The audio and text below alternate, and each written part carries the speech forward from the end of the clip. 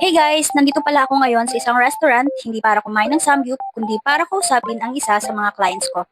Oops, pero teka, kwento ko muna kung paano kami napunta sa meeting na to. Actually guys, alam niyo ba na hindi kami close? FB friends lang talaga kami. Yung tipong lagi na lang scene zone, ganong level. Then one day, nakita niya yung mga financial advisor post ko sa feed. Biglang nag-chat, "Uy, pwede ba akong magpa-discuss ng life insurance?" Gravity, kinilig ang advisor na to. Kasi gusto kong makatulong sa iba, di ba? Especially pagdating sa protection at peace of mind. So ayun, nag-set na agad kami ng appointment. She's only 24 years old, working as an HR. And guys, prepared na siya sa buhay. May HMO at PhilHealth na. Ang sabi niya, "Ate, naranasan ko na yung biglaang gasto sa ospital. Sakit na nga sa katawan, sakit pa sa bulsa." Explain ko sa kanya yung health plan ni Manulife. All-in-one hanggang 100 years old ang coverage. Sabi niya, "Uy, mas mahaba pa to sa relasyon ko eh. Charing!" And natawa naman ako. And then, tinanong niya ako kung paano naman yung may investment.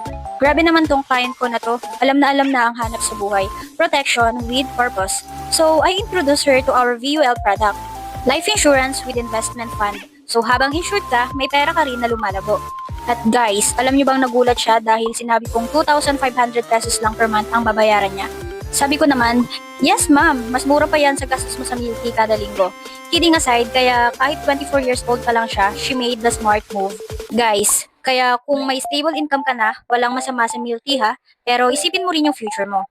For only 2,500 a month, may life protection ka na, tapos may funds ka pa na nag-grow. Parang savings na may extra powers. So, ayun lang guys. Kung ready ka na rin maging financially pa healthy, message mo lang ako, promise. Hindi ako sin zone. Bye! Ingat lagi!